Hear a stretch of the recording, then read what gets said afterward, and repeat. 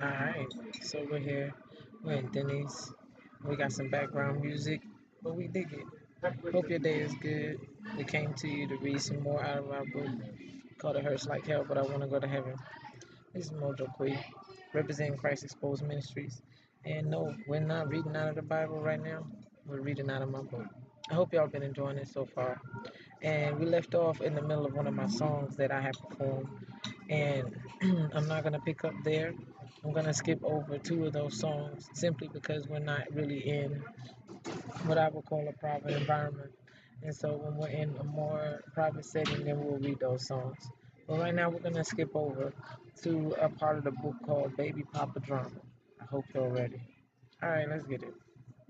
It says Neville was not only the manager of the group, he did their beats and everything. We would all meet at his house and go over tracks before we performed. Sometimes we would just go over and put what we had been writing on wax to see how it sounded. It was pretty funny. Just like in the movies, though, the girl begins to date the manager and it doesn't end well. Neville took an interest in me. I think it was just because I was the only female face that he would see on a regular, but he swore otherwise. I didn't care. I had so many other men anyway, and if all else fails, there was always Nate. Anyhow, my sister was in a relationship with his right hand man, Nick. We went to a motel one night. We had all been drinking, and they had been smoking as well. I didn't mind chilling, but I wasn't going to have sex with anyone. I ended up on a bed with Neville, telling him to stop, but he wouldn't. My sister and her man were on the bed doing their thing, and no one paid any attention to me. Hey, don't listen to her, she's just drunk. She really wants it. Not so. I was so distraught, but no one believed me when I told them, so it just went unnoticed. Yeah, you read that right. I read that right. I hated myself and my child. I was a fighter. Why didn't I fight harder? I cried through the majority of my pregnancy. I had even considered abortion. I stood the people at the clinic up, though. I couldn't go through with it, no matter how bad I felt. If I could get through the 10th grade with the child, I could get through the 11th as well. And I did.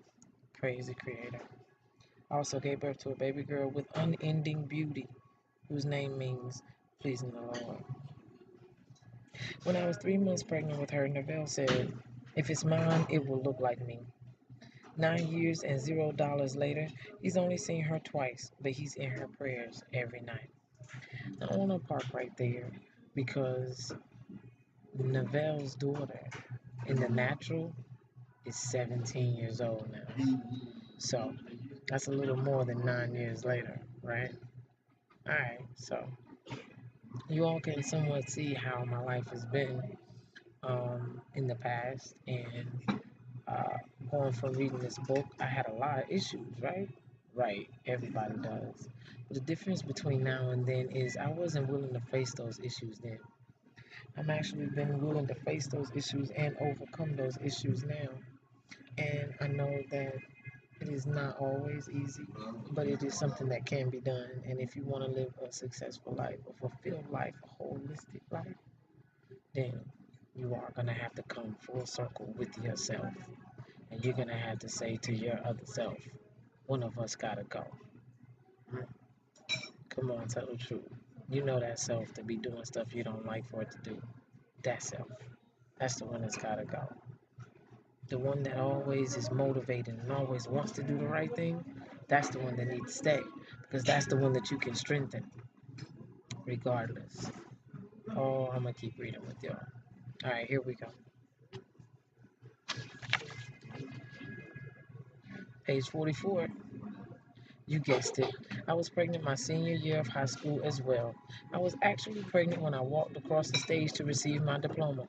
I worked really hard in high school to keep up my attendance because even if your grades were superb, if you missed more than the allotted amount of days, you could not graduate. Because of the pregnancies, I barely scrounged up the desire to go to school during the week. But due to all the doctor's appointments, maternity leaves, and having to be put out with my previous children, I had to go to school on Saturdays, plus I had to stay after school for hours during the week to catch up on the work that I had missed. Now I need to go back and correct that statement that I just read. Having to be out of school with my previous children. It has been 11 years since I graduated, at the time I wrote this book anyway. And every time I look at that diploma on my wall, tears comes to my eyes and I begin to worship the Creator because I know that only the Creator could have brought me through that. I give my mom some of the credit also because she was there for me a lot. Something as simple as graduating high school was seemingly insurmountable for me every day. My stomach was always big. I never got to participate in school activities, but at least not like I wanted to. I was forced to grow up so fast and I didn't know how. I was invited to the prom while in the 11th grade in between pregnancies, and I enjoyed that. The Creator also worked it out that I could attend my senior prom as well. My brother went with me.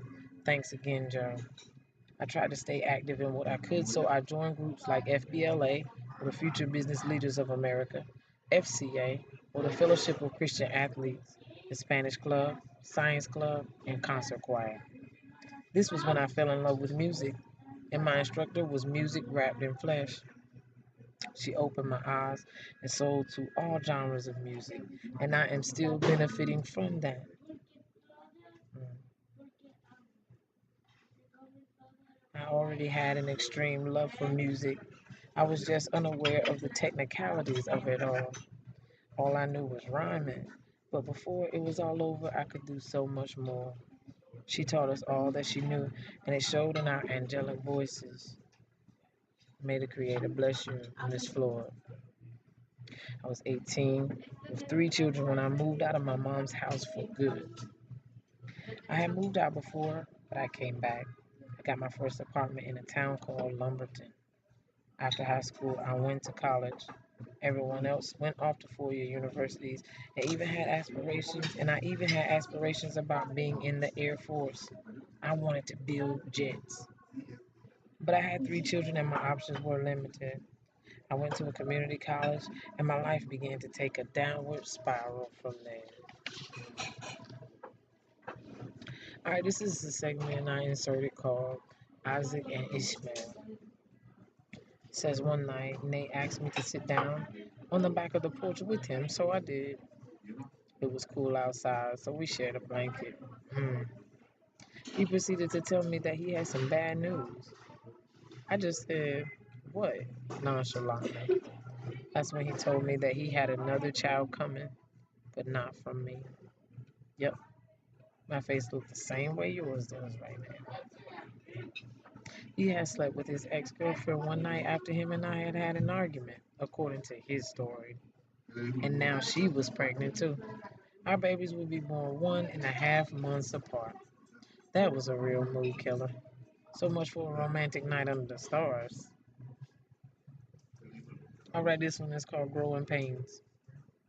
There are so many types of pains that we experience in life. The pains of mistreatment, rejection, loss, etc. are all too common. The pain that I experienced in my relationship with Nate was a rather unique pain, the pain of being phony. I couldn't be myself. I could only be what Nate and everyone else wanted me to be. I would be torn to pieces when someone would hurt me, but at the same time, no one really knew what things would hurt me because I wouldn't even tell them until after I had already been hurt. It was impossible for me to open up to people. I wanted to and desperately needed to, but I didn't know how. I would write letters to people instead of talking to them in person. So you can imagine how that turned out. I mean, who wants to read a letter from someone when they are right in that person's presence? It seems abnormal or something. I was afraid of people, and this hurt me inside more than anything. If I had a friend, I would find out what things they liked, and I would transform myself into those very things. When people would see me, they would compliment me on how I looked. I seemed to just be able to take any look and make it work for me. I loved the attention. And I would smile, but inside I wanted to break out from under all that mess hair, makeup, jewelry, excess, and everything else. And just show the world me. Undoubtedly, there's nothing wrong with hair, makeup, and jewelry. I just need you to see my plan. I faced outward and inward struggles. Check this song out. Alright, before I read the song, I want to take a pause and I want to say that you are special to me. You are indeed the most prized possession that I can ever imagine being created besides myself. You are valuable to the Creator, and the Creator appreciates and respects you enough to allow you to still be alive and give you another opportunity to give the Creator glory in your life, whatever it is you may be doing. Make sure you take the time to give the Creator what is due unto Him. The Creator gave you life. No matter which thing you believe in, the Creator gave that thing life too. So give the Creator what is due unto it today, no matter what. Alright, so matter of fact, before I read this song, it's actually entitled Life.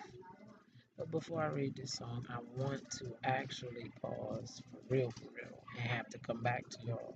Because, like I said, I'm in a public environment and it's not the best place to record in. And so we're gonna go back and we're gonna edit this video as best as we can, and then we're gonna start back with the song live. All right. Until next time, which will be in a little bit. I want you to be strong, be courageous, be resilient. Don't ever let go of what you know. And the only way that you know it is if it's inside of you. If it's grown and matured inside of you, then you become acquainted with it. Those are the things that you know. And if those things are positive, don't allow yourself to be moved off of them. But if they are unstable, then allow them to be removed from you. Because instability can only harm you, it can't help you. Learn obedience to the things that you suffer. Be in love, and you'll